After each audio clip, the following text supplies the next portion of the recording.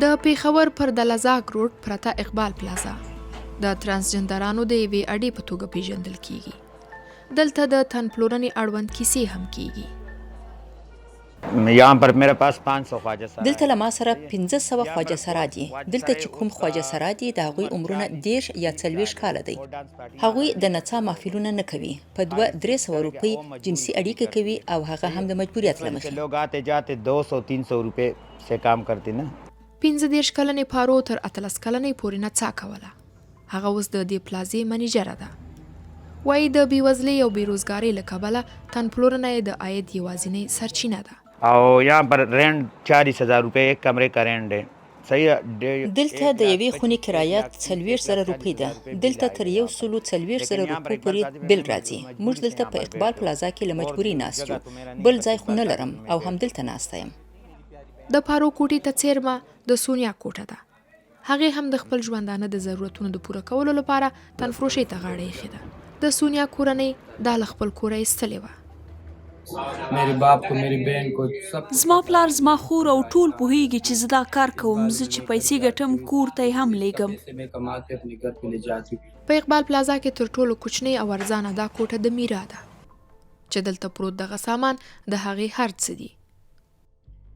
हमारी जिंदगी बहुत मुश्किल है यहाँ पे. دلته زموږ ژوند ډیر سخت دی. زموږ د کوټې وضعیت وګورئ. کله اوبه نه وي، کله مو خلک پازابوي، څوک مو د وهلو لپاره راځي، څوک ټیلې راکوي، څوک د لوټ کولو لپاره راځي، څوک د غلا لپاره راځي. دلته ډیر زیات بدتمیزه خلک راځي. इधर बहुत सारे बदतमीज आते हैं. اقبال پلازا د ترانسجندرانو لپاره د سکس ترڅنګ د نشهیي توکو د استعمال لپاره هم یو خوندي ځای دی. له 2 لسیزو څخه زیات وخت دا هر څه دلته برملا کیږي. خو د پارو په وینا د دې کار د جاري ساتلو لپاره دوی درنه بیه هم ورکوي. पुलिस वाला भी आएगा मेरे को तंग करेगा. यहाँ पर लोग भी आएगा मेरे को तंग करेगा. پولیس والا هم راځي، موږ تنګوي. خلک هم راځي او موږ په عذابوي. دلته د کینګ ګروپ کسان راځي او په زوره شیان وړي. ظلم هم کوي. ویشتان مو هم پرې کوي. غلط کارونه هم کوي. هغوی 200-300 کسان دي. له هغوی سره توفنګچې هم سته. د پولیس او حکومتي کسانو ملاتړ هم ورسره سته. توفنګچه له مامور سره وي، له غریب سړي سره خو نه وي. पिस्तौल किसके पास है? मुलाजिम के पास है. गरीब लोगों के पास तो पिस्तौल नहीं है ना. له یو اړخه د اقبال پلازا ترانسجندر د جسمي تاوتریخوالي او باج ورکولو سربیره د ناخوندي جنسي اړیکو له ستونزو سره هم مخامخ دي. د ایډز د کنټرول د ملي پروګرام د ارقامو له مخې په پاکستان کې تر اوسه 560 ترانسجندر له ایچ آی وي څخه اغېزمن شوي دي چې 15 یې د خیبر پښتونخوا دي. د اقبال پلازا ترانسجندران د دې مسؤل د مشتریانو غیر محتاطانه چلن یادوي. ځینې یې وایي موږ ته دا خوند نه راکوي، دا مو نه دی خوښ، ته مریضه یې ځکه موږ ته دا کانډوم راکوي. زه ورته وایم زه نه یم ناروغه، په سالم کس کې هم دا ناروغي کیدای شي. خلک مرسته نه کوي. که یې کولی موږ به هم سالم وو او هغوی به هم، او په دې ډول به په دې ناروغۍ د اخته کیدونکو کسانو شمیر کم وو. د ترانسجندر ټولنې فعال ارزو خان د خپلې ټولنې خلکو ته د دې ستونزې په هکله پوهاوی ورکوي. ارزو نه یوازې د ترانسجندرانو د اوسېدو په سیمو کې د هغوی لپاره د پوهاوي پروګرامونه جوړوي، بلکې وخت ناوخته اقبال پلازې ته هم ورځي. کله چې د ایچ آی وي یو ناروغ ما ته راشي نو تر ټولو لومړی ټیسټ کوو. که چیرې شناختي کارت ولري بیا موږ د هغه د صحت کارت په مرسته په ال آر ایچ یا کمپلیکس روغتون کې د هغه درملنه پیلو. هغه ته بیا دارو درمل ورکول کیږي او له هغې سره بیا خپلې تداوی ته ادامه ورکولی شي. خو که یو کس 3 یا 4 مرحلې ته رسیدلی وي بیا په روغتون کې بستره وو. کله ناکله موږ ته داسې خواجه سره هم راځي چې اصلا هغوی د افغانستان وي یا یې مور او پلار نه قبلوي، نو هغوی سره بیا شناختي کارت نه وي او د هغوی صحت کارت نه جوړیږي. نو په دې صورت کې بیا د هغوی مصرف زه په خپله پر غاړه اخلم او زما د دفتر یو منزل د هغوی د سرپناه په توګه کارول کیږي. داسې ډیر خواجه سره شته چې موږ ورته وایو چې خپله درملنه پیل کړي، نو هغوی بیا وایي چې خلک به خبر شي او بیا به موږ محفلونو ته نه بیایي. د پوهاوي ورکولو مثبته پایله دا ده چې اوس ترانسجندر لږ تر لږه د ټیسټ لپاره چمتووالی ښیي.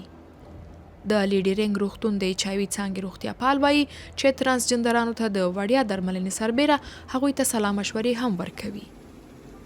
पहले सेशन में वो रिलेक्टेंट फील करते हैं, लेकिन आहिस्ता आहिस्ता क्योंकि ये तो एक कंटिन्यूअस په لومړنۍ ناسته کې هغوی مختتانه چلند کوي خو بیا وروسته ښه کیږي ځکه چې دا یوه دوامداره پروسه ده. होता है, वो तो चाहता है कि मैं मेडिसिन लूं और मैं कहीं ठीक हो जाऊं. تر لومړنۍ ناستې وروسته چې کله درو درمل خوړل پیل کړي او لږ پکې ښه والی راشي نو بیا د دوا خوړلو په برخه کې کله نه کله بېغوري کوي.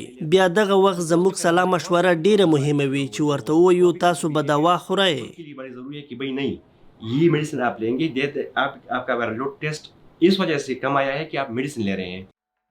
په پاکستان کې له مذهبي لحاظه او هم د قانون له مخې تن پلورنه منع ده، خو په دې هکله د قانون پلي کوونکي ادارې څه وایي؟ په اقبال پلازا کې د تن پلورنې په هکله د پولیسو چارواکي عمر دوی چویلې ته وویل چې د داسې کړنو د مخنیوي لپاره د یوه هر اړخیز پلان د جوړولو لپاره اړتیا ده. जहाँ तक ये बात है कि इनको यहाँ से ग्रॉसली शिफ्ट आउट किया जाए तो ये तो पुलिस تر کومه ځای چې دا خبره ده چې دوی یو بل ځای ته انتقال کړل شي نو دا یوازې د پولیسو کار نه دی. موږ ځایي اړوند چارواکو ته خط هم لیکلی دی چې له ګڼې ګوڼې ځای څخه یو بل ځای ته انتقال کړل شي. دا څنډې ته کړل شوې ټولنه هم ده، داسې د سړک پر سر هم نشي پرېښودل کېدلی ځکه چې بیا به یو اسانه هدف وي. نو د ښاروالۍ اړونده ادارې ته مو د هغوی د خوندیتوب په هکله هم لیکلي دي چې له ګڼې ګوڼې ځای څخه یو خوندي ځای ته انتقال شي چې دوی هم پرې راضي وي او ځان خوندي احساس کړي. خود بھی سیټسفاید ہیں، سیف بھی فیل کریں. تر کومه ځای چې د دوی بل ځای ته د انتقالېدو او په ټولنه کې د بیا ادغامېدو خبره ده نو په دې باید ډېرې ادارې ښکېلې شي. یہ ایک ملٹی تھرونگ اسٹریٹجی ہے، اس میں صرف ایک سٹیک ہولڈر نہیں ہے، اس میں باقی ڈپارٹمنٹس بھی انوالو ہیں. د اقبال پلازا د دې اوسیدونکو ژوند د ټولنیزې بې حسۍ له کبله ډېر په خراب وضعیت کې دی. کچېرې دوی ته د تعلیم، روغتیا، مسلکي روزنې او د کار مساوي فرصتونه برابر شي نو هرومرو به د میرا په څیر د زورونو ترانسجندرانو برخلیک د بندو خونو د دې کټونو پر ځای یو څه ښه وي.